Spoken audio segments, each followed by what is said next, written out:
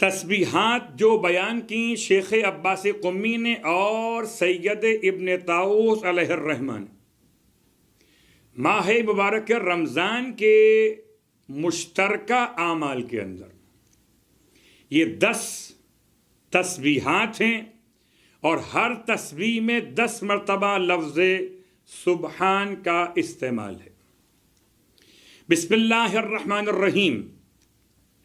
سبحان اللہ باری النسم، سبحان اللہ المصور۔ ترجمے کی حد تک آغاز کر رہے ہیں آج انشاءاللہ روز آپ کی خدمت میں ان تسبیحات کی تھوڑی تھوڑی شرح اور صلوات رمضانیہ کے کچھ الفاظ پیش کیے جاتے رہیں گے۔ سبحان اللہ باری النسم، پاک اور پاکیزہ ہے وہ ذات، بے عیب ہے اللہ کی ذات، باری النسم کہ جس نے جانداروں کو خلق فرمایا ہے۔ سبحان اللہ المصور، اور بے عیب ہے اللہ کی وہ ذات کہ جو المصور تصویر بنانے والی ہے۔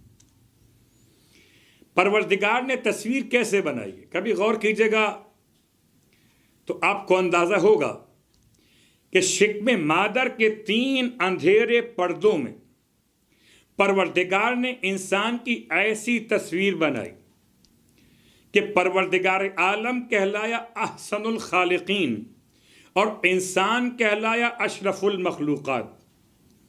کسی مصور کو بلائیے اور کسی مصور کو بلانے کے بعد اس سے کہیے بناؤ تصویر، آپ نے قلم بھی دے دیا، آپ نے روشنائی بھی دے دی اور لائٹس کو آف کر دیا، آپ تصویر بنا کے دکھاؤ۔ تو بڑے سے بڑا مصور ہو وہ لکیریں تو کھینچ سکتا ہے، وہ بھی الٹی اور سیدھی، لیکن تصویر بنانا ممکن نہیں ہے۔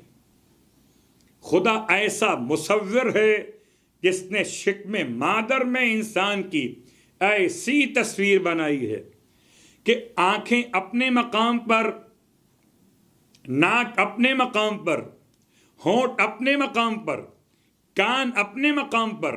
اللہ اکبر۔ تو کبھی آئینے کو دیکھ کر خدا کی صنعیت پر خدا کی تعریف کیجئے۔ سبحان اللہ المصور، بے عیب ہے اللہ کی ذات جس نے بنائی تصویر کائنات۔ صرف انسان کی بات نہیں، صرف حیوان کی بات نہیں، صرف چرند و پرند کی بات نہیں، پروردگار نے جس کی تصویر بنائی کائنات میں، پتھر سے لے کر درختوں کے پتوں تک، پانی میں رہنے والوں سے لے کر فضاؤں میں اڑنے والوں تک، زمین پر چلنے والوں سے لے کر زمین پر رینگنے والوں تک، آسمان پر رہنے والوں سے لے کر تحت الثری کے اندر رہنے والوں تک، خدا سب کا خالق ہے اور سب کی تصویر ایسی بنائی ہے کہ عقل انسانی دنگ ہے۔ اللہ اکبر۔ کیا رنگوں کا استعمال کیا ہے، کیا ڈیزائن انتخاب کیا اللہ نے بنانے کے لیے۔ سبحان اللہ المصور۔ تیسرا جملہ پہلے پیراگراف کا، سبحان اللہ جاعل الظلمات والنور،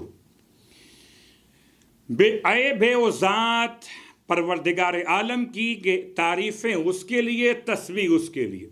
جاعل قرار دینے والا، الظلمات والنور، ظلمات کو بھی اور نور کو بھی۔